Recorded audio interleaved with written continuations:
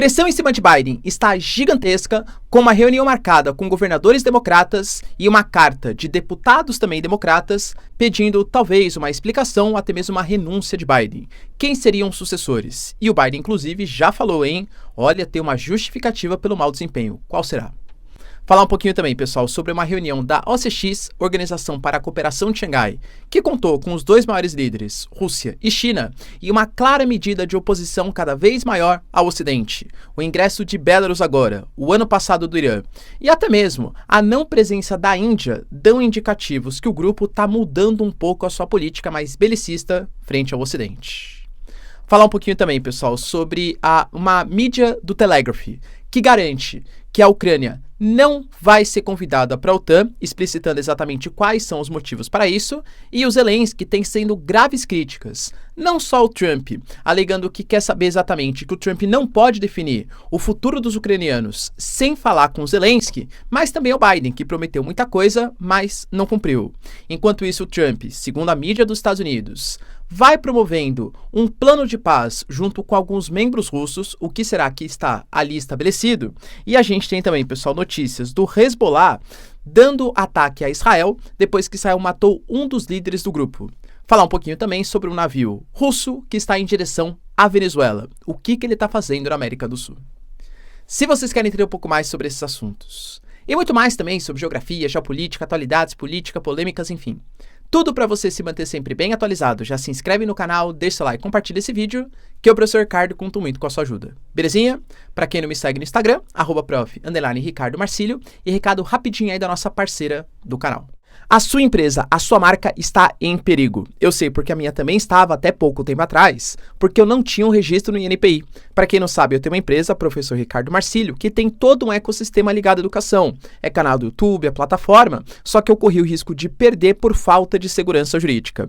Mas de verdade, quando você vai tentar fazer, é um processo lento, burocrático e extremamente difícil. Por sorte, a parceira aqui do canal, a Movon, ela agiliza todo esse processo para você. Então, se você quiser, galera, por um preço altamente competitivo, sem burocracia, registrar e ter uma garantia que a empresa, a marca vai de fato ser sua, link na descrição e conta com o serviço da Movon. Você não vai se arrepender. Bom, galera, então bora lá pro vídeo, Seguinte, como eu falei para vocês na nossa introdução, de fato, segundo o New York Times, o Biden aparentou algumas dúvidas acerca de participar ou não do processo eleitoral. É fato que logo depois a gente já teve outras declarações do Biden, dando a entender que sim, ele vai continuar participando, ele vai ser o presidente, ou pelo menos o candidato a presidente pelo Partido Democrata.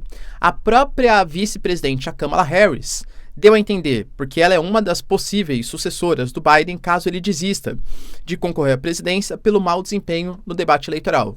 Ela falou, olha, a gente está com o Biden, estamos juntos, o Biden é o nosso representante aqui dos democratas. Só que se isso é dito publicamente, e até mesmo, a Jill Biden, que é a sua esposa, poderia fazer alguma espécie de pressão, mas ela deixou bem claro, em uma reunião familiar que teve com Biden e também com os filhos, que foi muito mais por conta de um mau desempenho, por conta de assessores que não assessoraram direito, enfim, mas que ela apoia a continuidade do Biden como candidato a presidente. A gente tem deputado democrata se pronunciando publicamente sobre uma possível troca, uma carta que vai ser escrita de deputados congressistas pedindo, talvez não a troca do Biden, mas uma possível maior explicação de quais são os seus planos futuros para a candidatura, para conseguir derrotar o Trump, e até mesmo uma reunião que está marcada para hoje com uma série de governadores democratas, ou mesmo presencialmente, ou até mesmo à distância, pedindo maiores explicações para saber se o Biden tem condições de vencer o Trump. Ele deixou bem claro, que ele está numa situação difícil e que ele vai ter que se recuperar desse primeiro debate, que deixou uma péssima imagem. E galera, convenhamos, as imagens rodaram o mundo. Não só dele gaguejando, ficando nervoso, não sabendo se explicar direito, mas até mesmo para descer do púlpito ali, do debate, precisando da ajuda da Jill Biden, o que mostra uma certa fragilidade, galera, convenhamos. Pô, o mundo tá num caos, praticamente às vésperas aí, às portas de uma eventual terceiro conflito mundial, e um presidente que talvez não goze de toda a credibilidade mental, vamos colocar assim, atualmente, não fosse a melhor opção para os Estados Unidos. Tanto que algumas pesquisas já dão conta que a cada 3 democratas, um já acha melhor que tire o Biden como representante. Algumas pesquisas foram feitas e deram a entender que Biden e Trump, por enquanto, estão empatados, tá, no processo eleitoral, mas que a Kamala Harris também estaria. Ou seja, não é muito mérito do Biden, e sim do demérito do Trump, vai? Se bem que outra pesquisa deu ganho para o Trump e não para o Biden. O Trump ou ama ou odeia, né? Então, como tem uma rejeição muito grande ao Trump, algumas pessoas, apesar de ser o Biden, até aceitariam votar no Biden só para não votar no Trump. Mas tem uma candidata ou possível candidata que, segundo as pesquisas, estaria 50% contra 39%, 11% à frente do Trump, que é a Michelle Obama, a esposa, né, do Barack Obama. Só que aí ela não aceita, pelo menos, né, as notícias oficiais, concorrer à presidência dos Estados Unidos. E aí, pessoal, pelo sentimento que você tem, o Biden vai de fato continuar como candidato a presidente? Lembrando que ele venceu as prévias, não tiveram ainda as convenções, mas para ele não concorrer, ele teria que renunciar, não exatamente por uma deliberação do partido, mas sim por uma causa própria. Tá certo, né? Que pode existir pressão, enfim e tal, mas o Biden teria que anunciar a sua retirada da candidatura. Será que rola? Deixa aí nos comentários. E até esqueci de comentar com vocês, né? A justificativa que ele utilizou pelo mau desempenho no debate foi o jet lag. Ou seja, por conta de ter viajado muito, diferentes fusos horários, ele estava muito confuso, muito cansado e quase caiu no sono. Será que foi de fato essa a justificativa? Sei não, hein? A gente teve, galera, começando hoje e finalizando amanhã, uma cúpula da OCX. Para quem não sabe, a OCX, Organização para a Cooperação de Xangai, que está sendo mediada ali no Cazaquistão. A ideia dessa cúpula, dessa organização, é pensar numa segurança da Eurásia, pensando principalmente China, Rússia, alguns países da Ásia Central. A gente teve o ano passado a entrada do Irã e esse ano a consolidação da entrada de Belarus, de Alexander Lukashenko. Cara, claramente, né? Tanto com a entrada do Irã como com a entrada de Belarus, a gente percebe que o grupo ele está deixando de ser um grupo que fala somente sobre segurança, questões ali da Eurásia, para ser um grupo que cada vez mais se volta contra o Ocidente. Tanto que, olha que interessante, Narendra Modi, atual primeiro-ministro da Índia, ele não participou dessa cúpula, alegando, pessoal, que se sente talvez não muito confortável com a entrada de alguns membros, lembrando que até mesmo o Paquistão participa ali das cúpulas. E Paquistão tem graves problemas com a Índia e também com a entrada de Irã, com a entrada de Belarus, do Lukashenko. E a Índia, como eu sempre falo, né? É aquele país meio mais ou menos, é aquele país meio termo. A Índia, ao mesmo tempo que faz parte dos BRICS, possui relações conflituosas com a China, por exemplo. Ao mesmo tempo que faz parte dos BRICS, a Índia faz parte da Aliança Quad, que é uma aliança militar, também com a presença dos Estados Unidos, entende? Então é uma relação um pouco conflituosa, um pouco dúbia, vamos colocar assim. E a Índia não quer se indispor com o Ocidente. Já tinha feito uma cúpula virtual no ano passado e agora nem presencialmente foi também. Enfim, galera, nessa cúpula a gente teve a reunião do Putin com o Xi Jinping. Os dois anunciaram, poxa, estamos trabalhando com um plano, né, de cooperação que foi assinado ano passado, 2023, até 2030, de uma integração maior entre os dois países, na questão da segurança, na questão da economia, dentre outros pontos. E segundo Putin, o Xi Jinping garantiu que ele apoia o plano de paz que foi falado pela Rússia. Lembra que a Rússia falou, às vésperas da cúpula de paz na Suíça, que ela tinha um plano de paz, que era simplesmente a Ucrânia aceitar todos os territórios, Zaporizhia, Lugansk, Kherson, Donetsk, enfim, né, e também a Crimeia, todos os territórios como sendo pertencentes à Rússia, a promessa de não entrada para a OTAN e também, muito possivelmente, a saída do Zelensky enquanto presidente. Óbvio, né, que a Ucrânia não aceitou essas deliberações, mas foi muito mais, penso eu, como uma provocação às vésperas da cúpula da Suíça, do que eventualmente porque o Zelensky ia aproveitar, né, ou então ia aprovar esse plano aí de paz. Falou que a China concorda. Se concorda não, galera, confesso que eu não sei. Fato é que Brasil e China mediaram os chamados pontos pela paz, e estão falando que já tem 50 países que concordam com as políticas de China e Brasil para mediar uma possível solução. Tanto que a Ucrânia fala em uma cúpula de paz feita num país do sul global, para tentar mexer um pouco mais com os BRICS, dar uma pressionada um pouco mais na Rússia em aceitar um plano de paz, e talvez China ou Brasil sejam um desses países considerados para sediar a cúpula. Imaginou, pessoal, no Brasil? Enfim. Além disso, a gente teve também a participação da Turquia. A Turquia, que olha, é outro país dúbio, né? A Turquia faz parte, por exemplo, da OTAN. A Turquia faz parte da aliança militar junto com os Estados Unidos. E o Erdogan, Ele anunciou, galera, que tá super feliz de fazer parte com o Putin, de ser parceiro do Putin, falou inclusive, né, da construção, junto com a Rosatom, que é uma estatal russa, da construção de uma usina nuclear entre os dois países, e garantiu que está fazendo tudo para tentar estabelecer, para ser um dos mediadores de uma possível paz com a Ucrânia. Só que daí deu uma certa provocadinha na Rússia. E Rússia, sabe que nós estamos juntos, né? Combate ao sistema terror, tananã, que existe. Só que assim, vocês sabem que existe um movimento terror, tananã, na Síria. Tamo junto? Me ajuda a combater ali? Por que isso é visto como uma provocadinha? Porque há grandes tensões entre Síria e Turquia. Só que a Síria de Bashar al-Assad é uma grande aliada do Putin, é uma grande aliada da Rússia. E a Turquia constantemente fala em fazer agressões, uma zona tampão, criar um raio ali dentro da Síria, para impedir que os curdos que vivem no norte da Síria consigam se organizar e fazer ataques, enfim, reivindicar a formação do Kurdistão.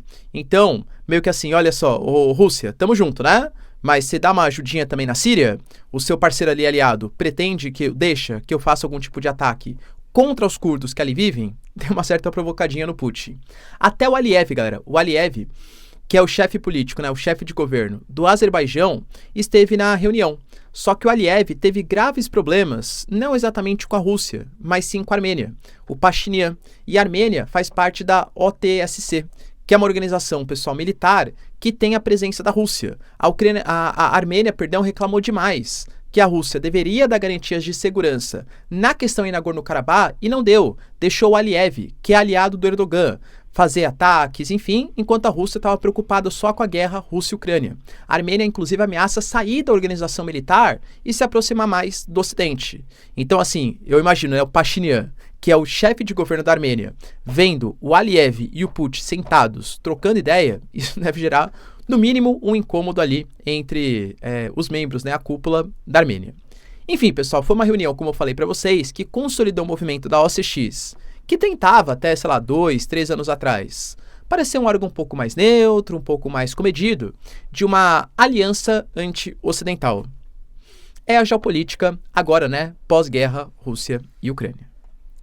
A gente teve também, pessoal, notícias importantes da mídia The Telegraph, que garantiu que na próxima cúpula da OTAN, que vai rolar na semana que vem, mais precisamente dia 9 e dia 11, do 9 até o dia 11 de julho, a Ucrânia não será aceita na OTAN. Era uma coisa que, convenhamos, meio que todo mundo já sabia, mas que se consolidou segundo fontes dos Estados Unidos. E há uma motivação bem clara. Lembrando que, em tese, para você fazer parte da OTAN, você tem que ser aceito por todos os países membros. Não sei se todos aceitariam, convenhamos, a Hungria faz parte, a Turquia faz parte. Não sei se ela concordaria com a entrada da Ucrânia na organização. Mas também tem que ser uma região que não está em guerra e tem que ser uma região que respeita algumas medidas comuns, como, por exemplo, práticas de combate à corrupção. E eu falo para vocês, né? A Ucrânia, ela é, junto com a Rússia em primeiro, a Ucrânia em segundo análises, segundo pesquisas internacionais, um dos países, ou o país mais corrupto do continente europeu, entende? E ter um país tão corrupto assim, fazendo parte da organização militar, é proibido. Tanto que esse funcionário de alto escalão, ouvido pelo The Telegraph, garante, tá?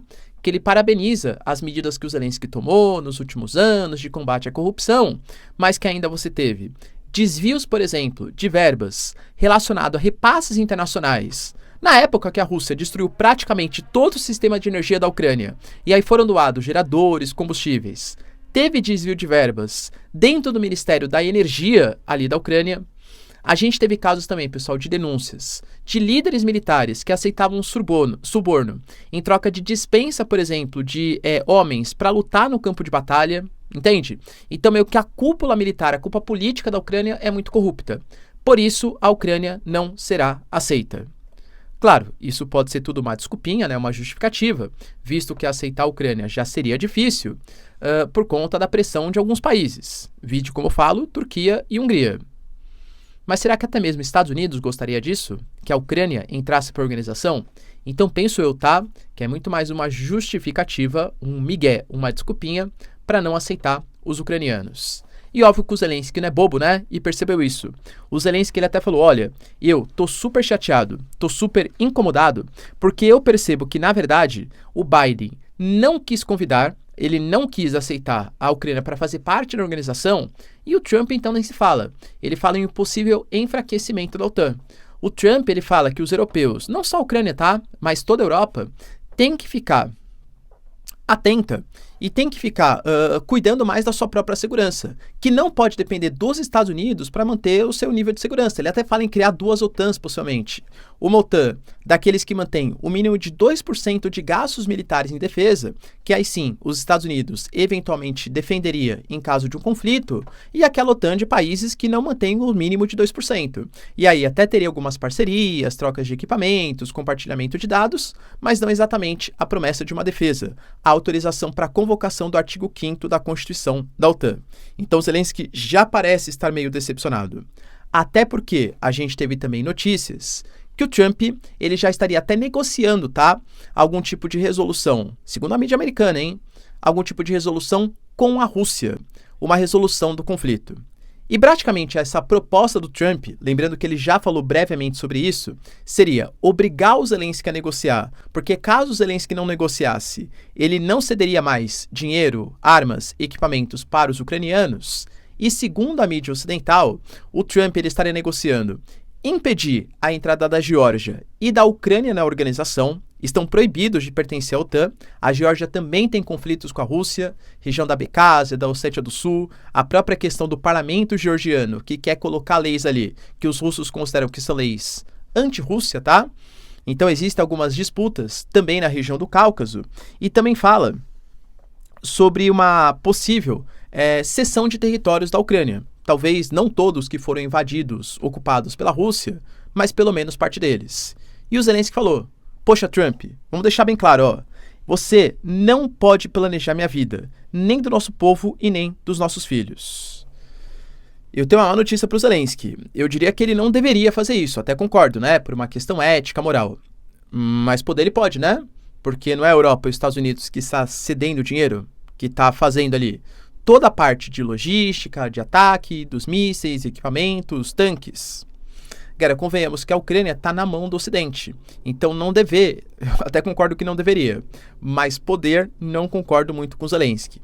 Ele também criticou a declaração do Trump, que alegava, né, que havia um impasse, que a Ucrânia estava perdendo a batalha. Ele fala que na verdade não há impasse, que ele está muito melhor do que há meses e que ele quer mais armas, que é a única coisa que falta para a consolidação de uma vitória. E falou também, pessoal, que se há risco de perder territórios, o Trump está considerando isso, que ele gostaria de saber, para conseguir finalmente se planejar. Ou seja, o Zelensky se mostra incomodado com o Biden e mais ainda com a possível vitória do Trump, que possivelmente, né, enfim, talvez possa vir a acontecer. Olha a situação difícil do Zelensky no campo de batalha, tá? Lembrando, pessoal, que Trump e Zelensky não são também ótimos amigos. Desde a época que o Trump era presidente, o Trump já acusava muito, né, o Zelensky de ser um cara corrupto, até porque existem suspeitas de negócios estranhos do Biden e da sua família na Ucrânia, principalmente do Hunter Biden. Então ele pediu, olha, quero maiores explicações, investigações, e aparentemente o Zelensky não colaborou tanto quanto poderia ter colaborado nas investigações acerca do caso do Hunter Biden na Ucrânia. Para finalizar, pessoal, a gente teve, infelizmente, tá? Mais conflitos envolvendo Israel e Hezbollah. O conflito ele parece cada vez mais próximo, com Israel atacando e matando um dos principais comandantes-chefes que coordenava ali o Hezbollah, bem na área de fronteira entre Israel e Líbano, e o Hezbollah disparando dezenas de foguetes em direção a Israel. Não houve grandes danos, mas só mostra que a retórica está cada vez mais agressiva. E também tivemos navios russos na Venezuela. Professor, de novo, parece uma coisa muito problemática, e não que não seja, tá? Mas, do ponto de vista geopolítico, claro. Mas é algo que eu já tinha adiantado para vocês. A Rússia, recentemente, ela fez exercícios militares em Cuba, passou 5 dias ali em Cuba, deslocou seus navios para a região do Atlântico e veio em direção à Venezuela.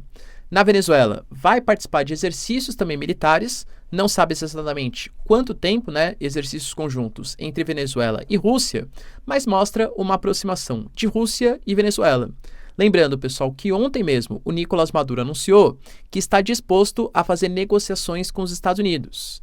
a negociar para tentar restaurar a democracia no país, pelo menos segundo ele, ou ter maior reconhecimento, pelo menos, da comunidade internacional. Com essa aproximação militar com os russos, não sei, hein, galera, será que os americanos vão se sentir incomodados? Deixa aí nos comentários, quero saber sua opinião. No mais, pessoal, se vocês curtiram o vídeo, tamo junto, beijos, abraços e tchau, tchau.